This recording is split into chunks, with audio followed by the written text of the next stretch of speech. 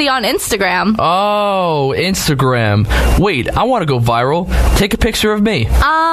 Get my good side and use that LARC filter. Follow 903 WHPC on Instagram and join the conversation from the voice of Nassau Community College. I said get my good side. Delete that. That's 903 WHPC on Instagram from 90.3 WHPC. This is Dennis Pitzenberger from Sticker Shock, and if you're not listening to Motormouth Radio, boy, you are lost in the smoke of the burnout. Make sure and tune in each and every week because these guys are exactly what you want to hear. Real car guys, real talk, every single weekend.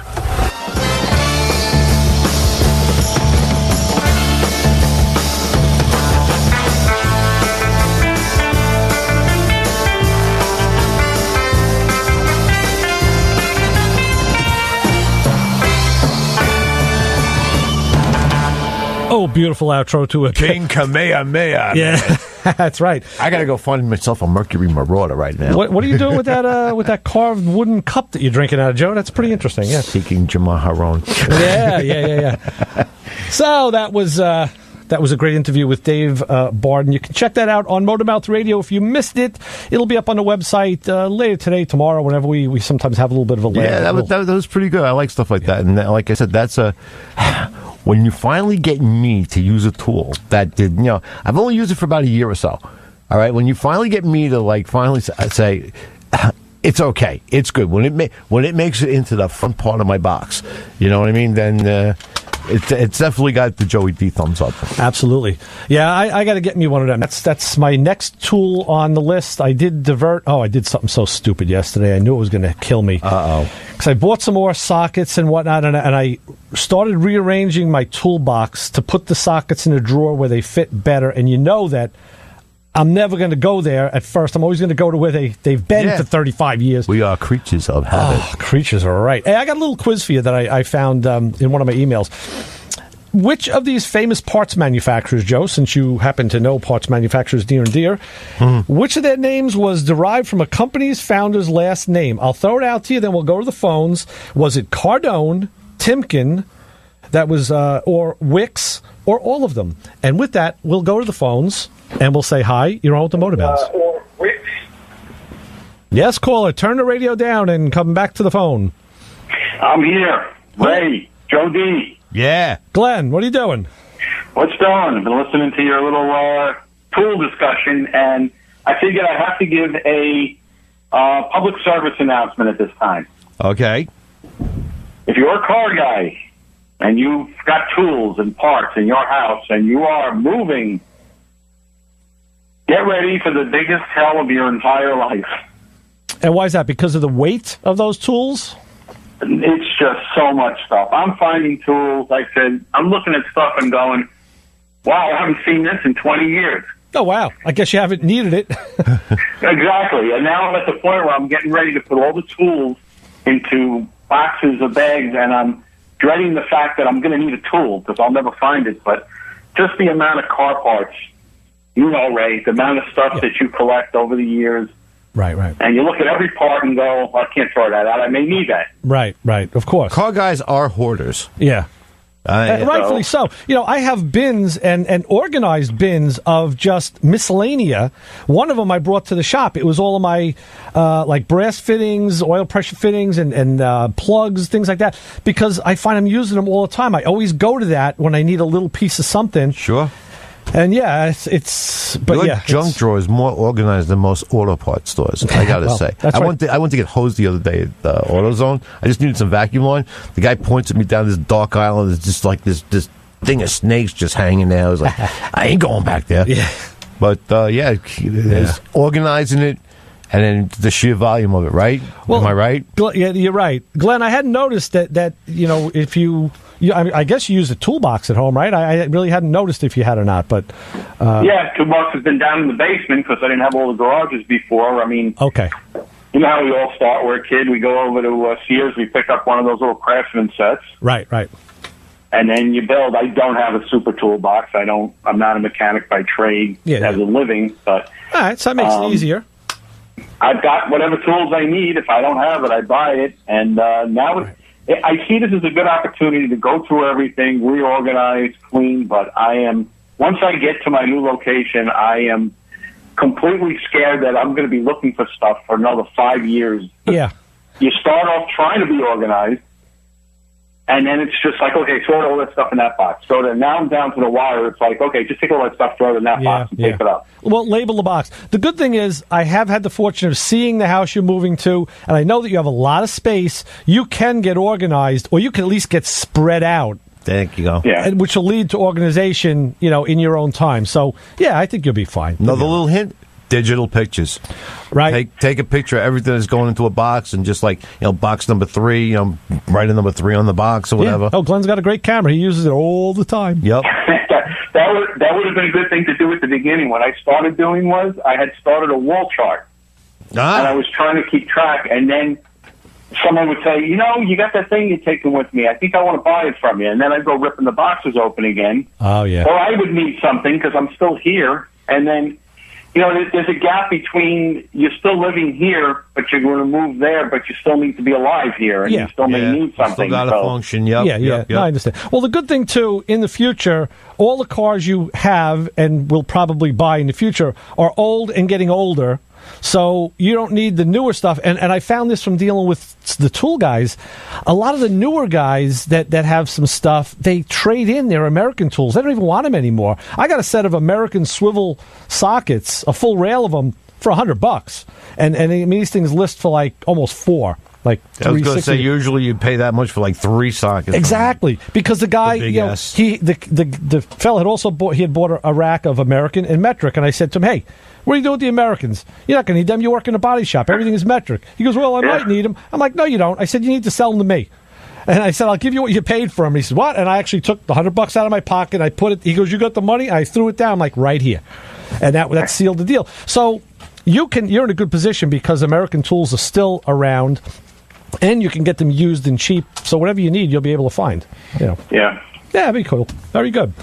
But yeah, did you hear the quiz? Do you have an answer to that? Which of these famous parts manufacturers' names was derived from a company founder's last name? Cardone, Timken, Wicks, or all of them? I'm going to say Wicks probably wasn't someone's name, so I'm guessing Cardone. Okay, good guess. Joe, do you have a guess on that? Do you weigh in? I have a funny feeling that they all have some element of a name of the originator's name. And you are correct. Oh, yeah, and we also got that from the Sky. Thanks, Jim. Actually, Jim was first. Michael Cardone was from that company, Henry Timken, and Jack Wicks. But Jack's name was actually spelled W-I-C-K-S.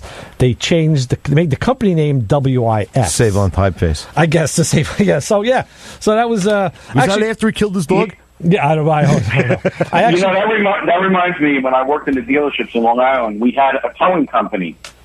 I guess I can name Long Island Tow, I think it was called, right? Okay. And he's talking to me one day, and his name was Lester, and he says, "Yeah, my last name is Toe."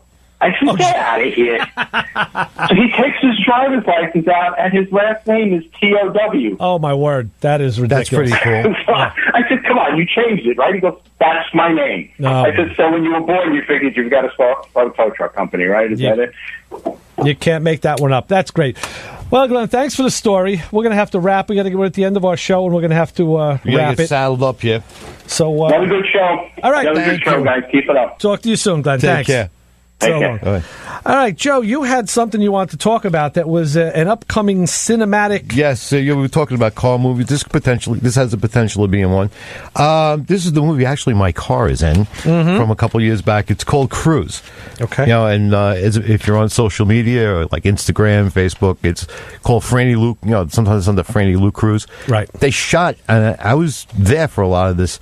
They shot at locations in Whitestone. You had many long, cold nights. Well, yeah, it was supposed to be the summertime when this is happening. Oh, no, it wasn't. Right. Francis Lewis Boulevard, the Carvel, the bowling alley. Cunningham Park? Yeah, that too. That was like a staging area. But nice. It looks like it's got some real potential. I think it's more from the 80s. So some of us old farts may not relate too much to it. But I think they will, because also there was a ton of cars. I mean, it was like Old Home Week when I showed up there. That's funny. And I ran into a whole boatload of guys I have not seen in a whole bunch of years. So this should be good, and I think it's going to be worth checking out. I know I'm going to do either way. It's supposed to be movie theaters and supposedly on demand. So I know we want to hopefully we'll get some details on that from the folks out there. If you're listening out there, Mr. G there. Now, is he the creator, the director? What's his title? He just had his hand in everything, from what I understand. Okay, we want to get him on the show and have him talk about it. Yeah, for sure. I mean, and I got to drive his Grand National a little bit, which is the star of the star of the movie, pretty much. Right. And how could you not like that movie? Yeah, anything that stars a Grand National. I mean, I still got one in the CF, but I was having flashbacks from that night there. Right. Yeah. So if I think we're going to be talking about it more, and I'm going to start communicating with this guy to see if we could get him on there. All good stuff. Yeah, that's something I look forward to, because movies like that, even if you didn't live in the area, you can relate to it, because you did.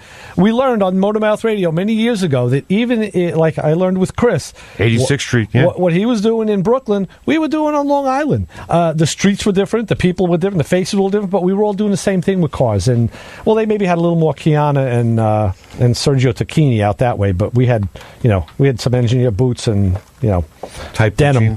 Yeah, whatever. We were a little. Yeah, That's a Billy Joel thing, isn't it? Yeah, right. It was. We might have dressed a little different, but we were kind of doing the same thing. So seriously, yeah. But I'm going to see if I can report on any updates on that. So stay tuned for that. That looks like it could be, and that could be that could be on the list for the car movies. Exactly. A certain Camaro is going to be in there. That's going to be excellent. That's going to be a lot of fun. Yeah. And so what else we got coming up, Mr. Ray? Well, see, I didn't call you Ray. That's okay. I lost I don't have a sheet here. We're going to have, like I said, the guy from Auto Lift, the Auto Lift ALI. Institute. ALI, yeah. Now, I don't have a Post-it note. I don't know if I actually scheduled... Not the one from Love Story back in 73. I don't remember if I scheduled a hard date with him or not. I know on the 9th, we're going to be at Malibu. We're doing a live remote. Kim here is going to be taking nicely. She's going to be Overwatch for us. Yeah, giving us an hour of her show. So we're going to do a 2-hour remote from Malba. Right. That's the 9th. And We got to bring back some cannolis and stuff. Yeah, for sure. I don't remember if we had scheduled a date for the Auto Lift show. Maybe not, but I do have the information back at the Motormouth office. We'll figure it out and see. But sure. So we're gonna have fun with it, and I like it when we have legit industry representatives of like today. Yeah, Dave Barden. I mean, how do you not like that? That's fantastic. And you just grab these guys out of the sky. It's fantastic. You make the phone call, you ask the question. Sometimes they play, sometimes they don't. Some people haven't come on, but usually. Oh, you guys, we heard it. You guys, no. We have been very lucky. People seem to like what we do. Go figure. Some of them are braver than others. I know. So with that, we're going to take another little cue here, another audio cue. We're gonna put it to bed. Change our outro. So for Joe D, Ray Guarino, Motormouth Radio, stay tuned. Listen to Kim and Thunder Road. We'll be back next week. Hasta la pasta. See ya.